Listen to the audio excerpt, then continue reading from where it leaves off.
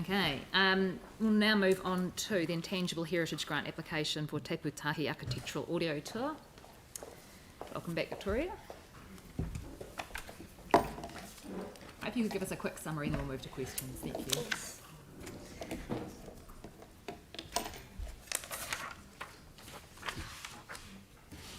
Thank you all. This is the first of the Intangible Heritage Grants from the new scheme that you established for us in the annual plan. I've put down a recommendation that the committee support the creation of a digital architectural tour of our city by approving this grant. The grant will allow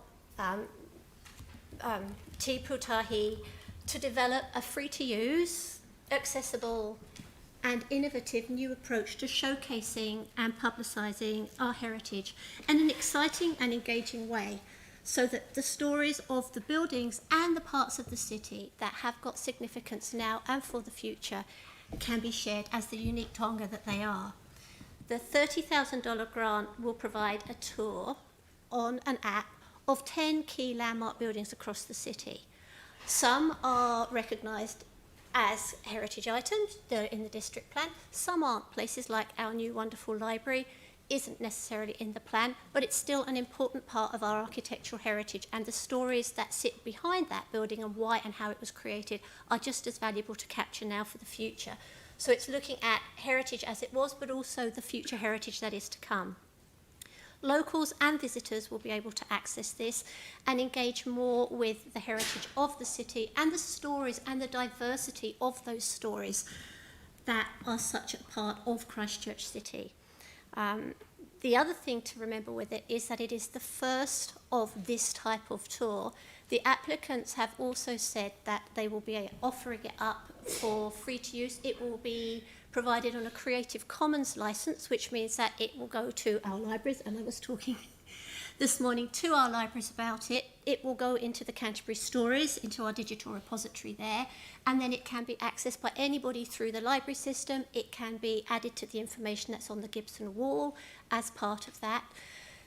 And also, as a prototype, other groups can come along and follow this model and make their own tours. So we have a group in Woolston who are looking at doing a wonderful Woolston tour. They've identified places. They can use this as a model or a template to gather their stories and pull them together. I was at a community board meeting where there was a group looking at trying to do the same around Wooden Park and gather stories based on Wooden Park and places around there. They'll also be able to take this as a model and a prototype and then build on it. So this money is for these 10 items, but it is also creating a wider prototype for other groups to feed into and use as a model. That's great. Thank you very much. Any questions? Sam? Yeah, thank you. It's a tough one because I like the concept. I'm just trying to work out why, like how many heritage staff would we have in it? I don't know, it might be a question for Mary potentially, but in the heritage team here at council? Where's the six? Six of you, okay. And how many would be in our comms team, do you think? About 49. About 49. Yeah, so why wouldn't we, with a concept like this, because I do like it, why wouldn't we just do it in-house? Because I see Christchurch NZ are involved as well. Why would we grant money when we've got teams that know about this stuff? A large portion of this is actually going to the people who will be doing the oral histories, the recording, the editing, the story gathering and the research gathering. They'll be going out to the open Christchurch Festival and interviewing people there. It's not something that sits traditionally within our role. Our role is to facilitate communities, groups, organisations to develop this kind of thing. It's not something the council has ever really done themselves. We've been more of a facilitator. So has there been any consideration as to why we wouldn't do it? I'm just thinking economies of scale, because I like the concept of, you know, talking about doing it in Woolston and the likes with different things. If we've got a model that works, surely we must be able to get something in-house that makes it far more efficient, far more effective than having to grant money for these types of things. I think we've got Carolyn who might be able to give a short answer. So Open Christchurch is a privately private initiative, and they are Te Pūtahi as the Christchurch Centre for Architecture are advancing that. they are arranging all of the buildings that are open, all of the insurance access, all of the detail around that. This is one component of that. That they've decided that they want to add this to their offering for that program. It also happens that it can have a longer life.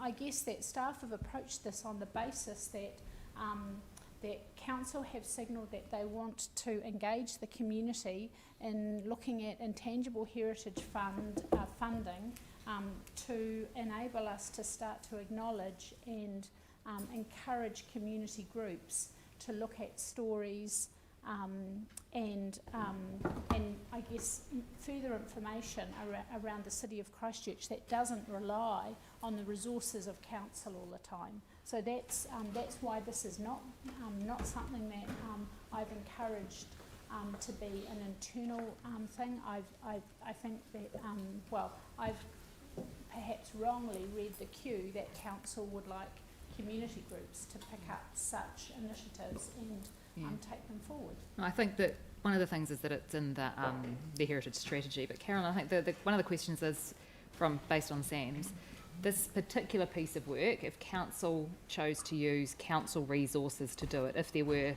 available resources, could we do it for a lower price, I guess is what your question is, given the number of volunteer hours and stuff. So, having looked at the work that Te Pūtahi have done in other sectors,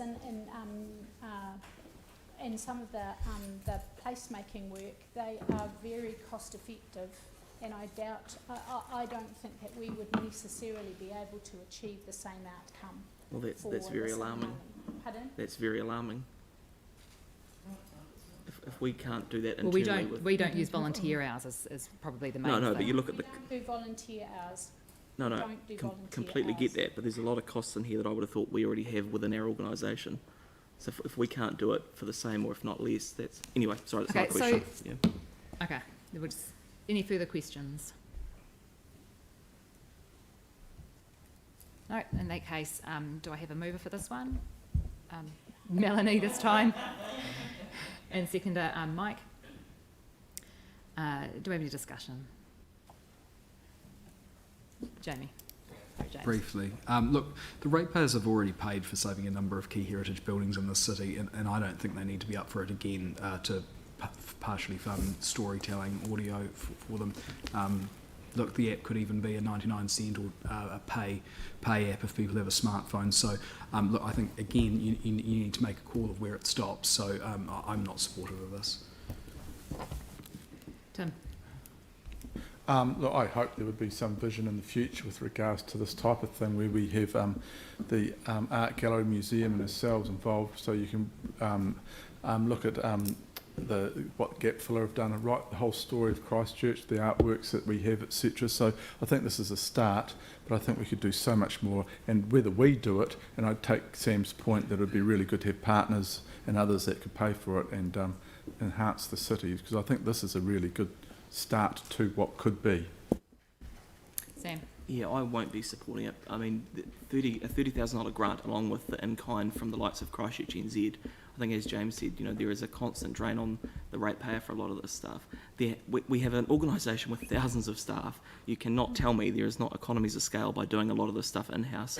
We have experts in heritage, we have a whole libraries team and a comms department. If we can't facilitate a lot of this to reduce that grant, then I don't think we're doing our job properly, so I can't support it. Melanie, then Anne. Look, when we looked at the heritage strategy and we then allowed for intangible heritage grants and agreed as a council that we would support that, it would seem strange to me that we then wouldn't go and support something. There's an intangible heritage grant for telling the stories that can be done at a very cost-effective way, because we know that the way that these sorts of people work is very cost-effective, and they put in lots of volunteer hours, and they will be closer to the ground than our heritage staff, because there'll be a lot of people who'll be wanting to put these stories together. So it's just a no-brainer, and I don't think $30,000 is actually a lot of money in the scheme of things. Anne?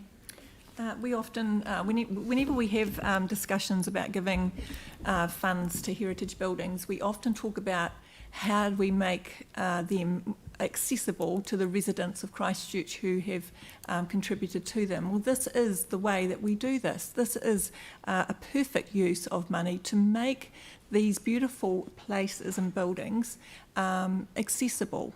People can't often go into them, but they can learn about them, and an audio tour is a perfect way for that to happen. So very supportive of this. It's a great use of resource, developing something that is going to have a huge benefit to both growing awareness to our city residents, but also those who are visiting the city because of the architectural and heritage values that we have here. And Christchurch NZ and their destinations site talk about Christchurch as that place. So this is a way to open up that knowledge to those visitors and to our residents. So very supportive of this. Thank you. Anyone else? No? Jimmy, that's right. Sorry. Okay. Yeah, I support this one because based on the staff, like I mentioned, this is the first intangible heritage grant application, and we review those heritage strategy, particularly not only cover tangible but also intangible. Intangible actually, is promote our city, particularly regarding to our stories, the history, etc. But this one, the staff particularly mentioned fit for the digital world, libraries, etc. And also particularly focus on those kind of across the whole city, related to architecture, the audio guide app, etc. I think that's very crucial for us because we have to encourage this one. This part of our the history, part of our the kind of story we need to promote and share with the one another. I think that's important. Thank you. Anyone else? No, I'll be supporting this today. I think one of the key things we do as a council is to try and encourage and enable community groups and organisations to do much of the work that some people think council should do in the city. I think that keeping this accessible for everyone in the city via not just the app but via our libraries, making it accessible from a range of different sources is really important and with no cost attached. I think that if we were to start asking the organisation to pick up the work and the good ideas that come from our community all the time, then what we would be doing in the end would be asking our park staff to run our community gardens. And we'd be asking every time someone came up with a new idea for a new environmental app, we'd be saying, oh, listen, surely our staff could do that because we've got great staff in IT and comms. I think that enabling our community groups and our residents groups to pick up this, to make the most of the community building that happens at the same time, to make the most of the volunteer time that's involved is really good for the city, not just for heritage, but for a range of other things as well. So that's why I'm happy to support this today. And with that, I'll put the motion. All those in favour, please say aye. Aye. Those against? No. Would you like those recorded? Declare that carried. So councillors McDonald, Goff and Chu and Kewen against. Thank you very much. That's carried. Right, and we'll take a 15-minute break and come back at 20 past.